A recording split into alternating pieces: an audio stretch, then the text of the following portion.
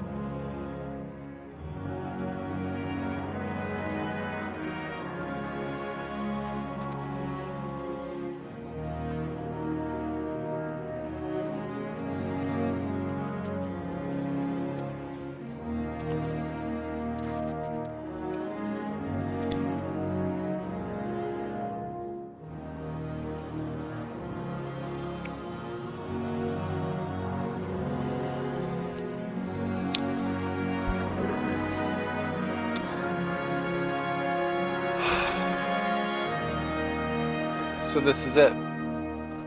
The final update. I feel a little somber and bittersweet. However, the other side of me feels that Destiny came to its logical conclusion with the final shape. The story of the Light and Dark saga, which had started in Destiny 1 all the way to the final shape. I didn't think that the expansions afterwards were necessary. Let's see. Congratulations, you earned the old Lights emblem. Oh, shit! From the Red War to Renegades, you never wavered and signing in to play Destiny 2. Shit, no way. Collections, flare, emblems, general. Okay. Okay, like this still hasn't been fixed. This whole like okay, so whenever I come to this screen, I can sit here for like a minute, and my character never loads, which kind of sucks because I want to be able to look at my characters and get like hyped up about what they're wearing or like get hyped up to play them. Like if I could look at my hunter and my warlock, I would probably be more keen to play them because I want to get them better gear and change the way they look. But I know what my Titan looks like. I have this fucking emblem from Shaq, which I'll never forget because it was a fucking fluke that he even got it in the first place. Monument of Triumph. Guardians, let us commemorate our legend together. Face the gods. Oh, dude, what? Look at that fucking Vex style armor, man. Oh. It's like you got like your Vex armor, medieval armor, there's Sparrow Racing back, and there's new tracks also. Okay, a director. Thank fucking God. Coming back into Renegades and not having a director was a weird... Wow. Was a weird, yeah, it was just a weird thing to come back to. I was just so used to having a director for the entire time that... Because it would take you into a menu that would be like your mission menu or like your world menu, and then you have to like find some roundabout way to do the director. Okay. Starting on off with a... Okay. Alright, Kvastov, my love, you're gonna go away for a little bit so I can give this baby a try. Okay, so anyway, I think that the final shape was the logical conclusion for Destiny. I didn't think that the expansions afterwards were necessary. And to me, it kind of seemed like they were out of ideas. Bright Engram decryption is now available. For the Bright Engrams tab, take a look and find more decoding options as well. So you don't have to go to... Oh wait, you never really... No, that was always a thing, wasn't it? Why is it... Why is it like... oh, focus accessory. Oh, really? No way. Okay, so this is cool. Because you can take a Bright Dust Engram and decrypt it into what you want out of it. Wow, dude. Come on. Okay. Okay. Darth Vader fucking armor, dude. Yeah, so the logical conclusion was the final shape. I've said that like 3 times now, but what I'm getting at is the expansions weren't necessary. I get that they wanted to wrap up some, but they from the final shape they created those story beats that they continued on from. But like when you have something so final feeling as the final shape, a Blanca helmet pack, dude. Okay, sorry, ADHD. Okay, what? Okay. When you have something so final feeling as the final shape, um, where do you go from there? Besides, like a Destiny 3, or maybe it's like a third-person Destiny adventure game where you explore, like maybe you're like a Dredgen. Maybe it's a story of Dredgen Yor, or maybe it's a story of the Drifter, and it's like an Uncharted sort of thing, or you know what I mean, like just something in the Destiny universe that is different and harps on some of the lore, some of the like multitudes of lore that we've had over the last 12 years, but just like something fresh and new and different inside the universe while you work on Destiny 3. And I don't know what Destiny 3 would be like, more of the same. I don't know. I would say maybe Destiny 3 could be the game that Bungie originally wanted it to be in the beginning, but that would involve like the original people who had the idea for Destiny, and like the extensive story and the extensive worlds and the not monotonous uh uh quest lines and all that stuff. But anyway, but we're here now, and this is the last update that Destiny 2 will receive, and I really hope that distortions. I really hope that Sony decides to hear the Destiny community and continue to make more Destiny content. But from what I've heard, they've shut down a lot of Destiny project pitches, and I'm not sure. I'm not sure what the future of this franchise holds. I'm not sure what the future of Bungie holds. Will Bungie even be a company in the next year? That's the crazy part. Like, Bungie's been around since the 90s, and Bungie not being the idea of Bungie not being a company is scary as a millennial, you know. Okay, let's see what this thing can do. But yeah, it's just unfortunate because because it's through no fault of the developers on their own, and I just I just wish asshole managers didn't exist.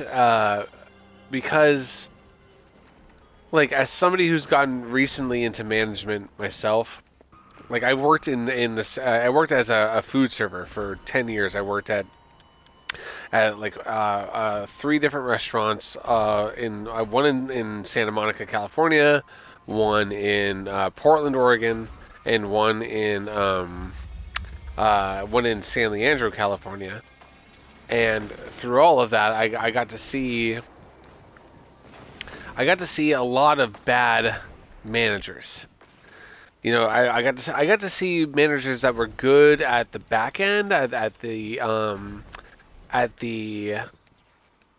admin side of things. Like, they got their cost of goods online, they got their labor online. When it came to the relationships with their staff, it was fucking awful. They were micromanaging. They were mean spirited. They didn't care about the well-being of their staff. If anybody has ever been a server before, you know that your performance and the guest's experience relies heavily on spacing out. It relies heavily on spacing out tables. And one time during a brunch shift, no less. One of my managers, uh, quadruple sat me. So that what that means for those who don't know is like I got sat at a table, and now as I was preparing to go to that table to greet them, I got sat with another table. And now as I was talking to the first table, I got sat 2 more tables. Now what you're supposed to do is give each table 5 minutes before the next seating to allow for the server to greet that table, get them waters, get them their like drink order started at least, because that's not only does it space out the time for the server, but it spaces out the time for the kitchen as well. So it's like everything is connected in a restaurant. And so this manager, I went up to him. I was like, dude, you quad sat me. Like, what are you doing? Now I'm instantly in the weeds. Now I'm instantly like juggling too much.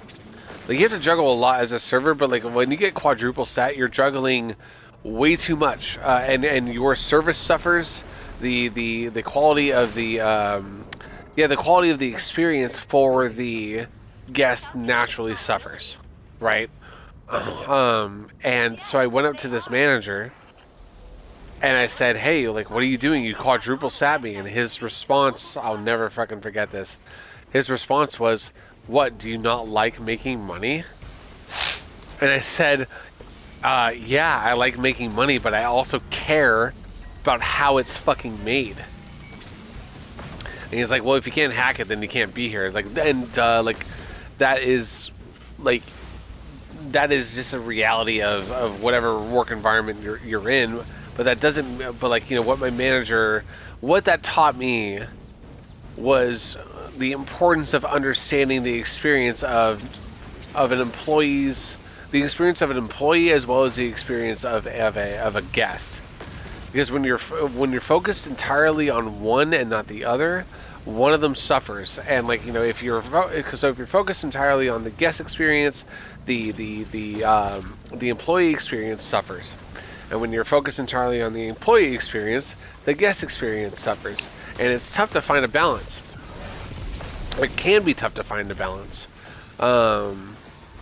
Because, if you're concerned, if you have like a line at the door and you space out your tables by 5 minutes, then yeah, there's going to be people waiting at the door being like, I see open tables, why can't I sit down? It's because like that's how we fucking run things here. If you want a good experience, it's when you get the table, then you've got to wait a little bit. You know what I'm saying? So anyway, my point is that I've had experiences in the service industry that taught me the importance of being a good manager. And as I've entered into management myself, I've carried the philosophy. I've carried the philosophy with me that I've learned from having bad managers. And so far it's been yielding dividends for me with my staff and with the guests. Like giving a shit equally about the guest experience and the employee experience has given me the chance to develop a very solid relationship with my staff and with the regular guests that come in, and they see the attitude and the effort and the understanding that I have of their situation, and they appreciate it because they feel like somebody sees them, somebody looks out for them, somebody isn't just like concerned about the fucking bottom line and that's it. You know what I mean? It's like if we're in a shitty situation through circumstances that are beyond our control, which we kind of are. My theater is was known for doing for doing it's like servers at the seats, taking orders by hand, and then like pen and paper ordering for when people wanted to order during the movie. So there were a few disruptions, but now, and they were also like very anti-phones, anti-talking, and now you use your phone to order before the movie and during the movie. So the movie's going. Let's just say you're really into it. It's a good movie. You have to pull out your phone, stare at your phone to look at a menu and order from there. That sucks. Period. Like it's a bad experience. But as a manager, you have to make the best with what you got. And so what my philosophy was like, okay, dude, like is to not pretend that everything's hunky dory. Like in a situation like that, especially with employees that have been there from the beginning, you don't pretend that everything's gonna be great, bro. Like, no, this is actually better than what you had before, or you just don't realize it, or you just don't see it. You know what I mean? Like, you don't do that because it devalues and it devalues and it diminishes people's responses and feelings towards something that they care about, and you don't get anywhere as a manager and as a leader by diminishing the things that your staff care about or that your guests care about. You know what I mean? Like, you just don't get anywhere diminishing the concerns. And what Pete Parsons and all of Bungie's leadership during the entire Destiny 2 experience, I mean, like veterans, I mean, I don't know if any veterans are gonna fucking hear this. Like, this is me just stream of consciousness talking to the fucking ether here, you know. But if any fucking Destiny veterans hear this, like, we knew who Bungie was during Halo. We knew what they were capable of. We knew that there was just something there was something off. And we couldn't really, we knew there was something off, and we knew it wasn't because of the people that had poured over from the Halo days. We knew it had to be with the new management that was present, because they didn't seem to understand Bungie's workflow. They didn't seem to understand, and what it ended up being, as we found out, was the influence of Activision and Bobby Kotick, who wanted, yearly, bi-yearly, quarterly, and then monthly releases of all his IPs. So, because he was just so fucking money-minded. And, listen, when you're running a business, being money-minded isn't a bad thing, but again, balance. You have to be money-minded and experience-minded and employee-minded and guest-minded all at the same time, and you have to find that balance, or else you're either gonna burn out your staff, or you're gonna alienate your fan base or your guest base or whatever it is, And Pete Parsons and Bungie leadership just chose alienation at seemingly every fucking step of the way. And it's such a fucking frustrating thing to witness, because you had people like Luke Wilson, who, by the way, he has been in the MMO space since the fucking Wrath of the Lich King, and he, based on his experiences with Wrath of the Lich King, is the one that basically turned Bungie around during the Forsaken campaign, during the Forsaken expansion, and made Bungie that expansion is, in my opinion, the single greatest Destiny expansion ever released, just because of the sheer turnaround from what was it? It was Curse of Osiris, and then I think it was House of Wolves. Afterward, I could be wrong. I think House of Wolves may have been Destiny 1. But my point is, you had Destiny 2 vanilla, Curse of Osiris, and then I think something afterwards. I want to say it was the House of Wolves. But anyway, and then fucking Forsaken. And so you had this world, and we were used to getting like one fucking. We were used to getting one world with a set of new missions, and Bungie fucking hoodwinked us in the best way possible. You know, you got Spider's World. God, I can't. I wish I could remember what it's called. I'm so sorry. But you got Spider's World, the Lawless Frontier or whatever it was called, and then after you were done with that story, boom, the fucking Dreaming City opened up, and now there's not only like another world to explore. There's new public events. There's new puzzles to solve. There's new arena events. Like they just did all of this stuff that they had never done before. So the developers and people like Luke Wilson knew what they were doing. They knew what to do with Destiny. But people like Pete Parsons are managers who lead from the back. Managers who lead from the back think they know what their workers need and what their guests need, what their players need. But they do it from spreadsheets. They do it from focus groups. They do it from their office. They do it from their office and not on the fucking ground floor where everything is happening. You know, some managers get it in their head where it's like, oh, you know, I've done my time. You know, I don't need to be on the floor.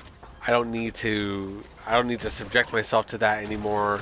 Like I'm looking at the numbers, I know what needs to be done, and I'm gonna make decisions and not really like fully grasp what those decisions are doing to the people who they are affecting. Like that's how some managers think, that they've just done their time, that they don't need to do anymore. And when you start thinking like that as a manager, you have fucking failed. You are never above your staff. You are never above your guest base. You are never above your mission. Pete Parsons and Bungie leadership abandoned their fucking mission. And here we are because of it. Like, you know, I'm not saying they had to continue Destiny 2. Destiny 2 kind of, like I said, culminated with the final shape. I really didn't think there needed to be any more than to that. But like, you know, but to just kill Destiny as a whole, for Sony to deny all the Destiny game pitches that have been made since then, it just doesn't make any sense, dude. It doesn't make any sense. And like, I don't know, dude, like maybe the petitions will work. I'm not a huge proponent or believer in petitions, but maybe the petitions will work. I hope so. You know, because like I feel for people like Bife, I feel for people like Dado. You know, I feel for people who have made their careers on the community to this game. But also, like I feel for us, man. Like I feel for anybody listening to this who has been a Guardian. You know, I've been a Guardian since the Dark Below. You know, which was still pretty early, but some of you have been a Guardian since the beta.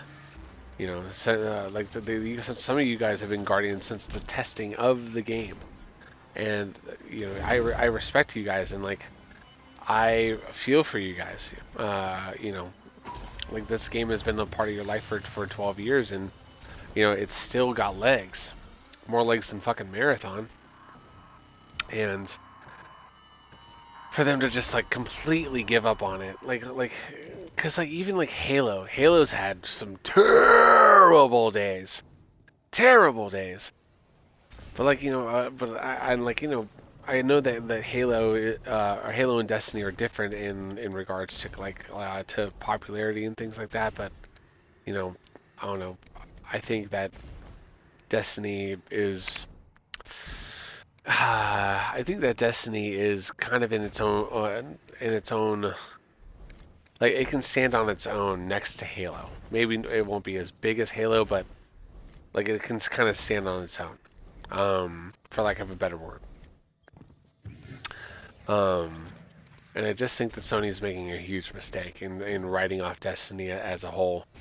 You know, like this universe still has much more legs, lore-wise, story-wise, gameplay-wise. You know, there's so much. It's like, like, okay. So I remember like when Destiny was first coming out, like Bungie was like, we want it to be like the next Star Wars, and it's like, whoa, whoa, okay, buddy, calm down. Like you wanted to be like this legendary franchise, like you know, and like I'm of the mind when like hype beasts come out like that, they're like, oh, it's gonna be the next fucking, you know, it's gonna be the next fucking theory of relativity or some shit. And it's like, dude, shut the fuck up. Like, just let it come out and let it naturally happen. Don't fucking try to tell us what it's gonna be before it is before it becomes what it's going to be. You know what I mean? Like IPs come out, things come out, art comes out, and then the people take it and they make it what it is. They make it what it's supposed to be. Anyway, point is that I really think now that Bungie has created something that could span multiple stories. Like, or that could span different types of stories. Like, you could have a third-person adventure game in Destiny. You could have like an Uncharted style story in Destiny. And what by Uncharted I mean, like, you know, action and stealth, intrigue, discovery, puzzles. You know, I mean, dude, fuck it, hit Destiny Hitman. I don't know how. I don't know what the story would be, but there's so much here now. The world is so big that you can do all that with Destiny. Just like, you know, Star Wars. Like, what is Star Wars these days? Star Wars is whatever, you know, the person running the project wants to make it. We have kids shows, you know, we have movies, we have TV, we have cartoons, we have animated series, we have serious movies, we have goofy movies, we have the fucking Ewok movie, for God's sake. You know what I mean?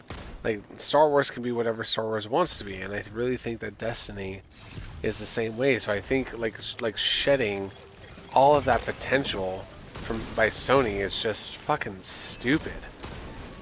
And it pisses me off, and I don't know, dude, like, this franchise gave me my group of friends. You know,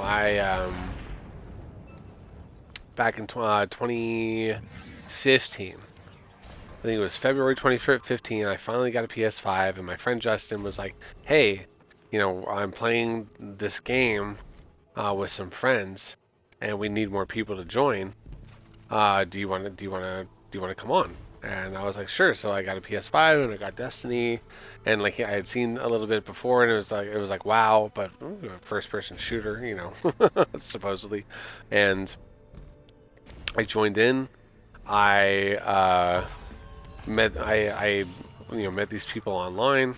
They all lived in the Bay Area, like where I live, and you know, and one day we all met up at a bar because they were all like high school friends, and some of them I knew from high school, but I hadn't seen in like years. The only person I really knew was my best friend Justin, but everybody else it was either a reuniting or just an entirely new meetup in general. And anyway, this group was called the Asteroid Blues. My friend Mike created it at the start of Destiny 1, and it's been continuing ever since, and it's grown bigger than Destiny. We play all kinds of games, and like we have a channel that I create videos for sporadically. You know, like I started creating videos for us around 2018 because I realized our friendship was something special. But it all started with Destiny 1, and for me, The Dark Below. And we played Destiny well through Forsaken. And sometime after that, like a lot of people fell off, especially when they abandoned Crucible. But still, like, in 2014 we celebrated our 10-year anniversary, and I created a 10-year anniversary video for us, and like the first section about after the opening scene, excuse me, is a compilation of footage from us playing Destiny 1, because that's where it all began. And I will forever love this game because of that aspect, because of what Destiny gave me. You know, these people, after, you know, now it's been like 12 years, these people are my chosen family. And you know, I've seen them grow up, I've seen them get married, I've seen them start families, I've seen them get promotions, I've seen them go through hell. I've been there while they go through hell. I've been there through for the best and worst parts of their lives. And I have Destiny to thank for that. So, you know, Destiny veterans, Destiny developers, I don't, you know, my channel is so small. I mean, I'll probably share this video on Reddit, or like some other fucking social media. I don't know. Just anybody who hears this, anybody who's as closely connected to this game as I am, like, just know that, you know, you're not alone. If you feel as strongly about this game as I do, like, you're not alone. I just, I love this game, and I always will. It will always hold up a special place in my heart. And if this really is to be the end, to be the last update, then I'm going to play the ever-loving shit out of it. And, you know, thank you for sitting here for my stream of consciousness. Oh, hell yeah. Hang on. Fucking boom! Okay. Hoya! Hoya! Hoya! Yeah, fuck you, dude. I fucking love the axes. It's my favorite super. It used to be the hammers, but like the fact that you can pick these axes up afterwards and just fucking, like, it feels so good to swing around. But yeah, for anybody who listens to this, anybody who loves Destiny as much as I do, like, you're not alone. I'm here playing it with you, and I plan to play the shit out of it. So, anyway, thanks for listening, and yeah, I hopefully will feel inspired to make another video soon. But for now, this is all I have to say. My name is Thomas Cassidy. I go by Starch Nemesis on PlayStation and most other platforms. And, you know, hey, if you want to friend me and play some Destiny, after... I'm sure you are, failsafe. If you want to play Destiny, feel free to friend me. You know, let me know, like, in a message after you friend me, like, wherever you found me. So I know where you're coming from, if I, like, post videos and stuff, so I know you're not some, like, weird, like, creepy rando. Anyway, but yeah, guys, like, Destiny kicks ass. I love this game so much, and, what is it? Ad astra et ultra, as Bife says now. To the stars and beyond. I'll see you Starside. All right.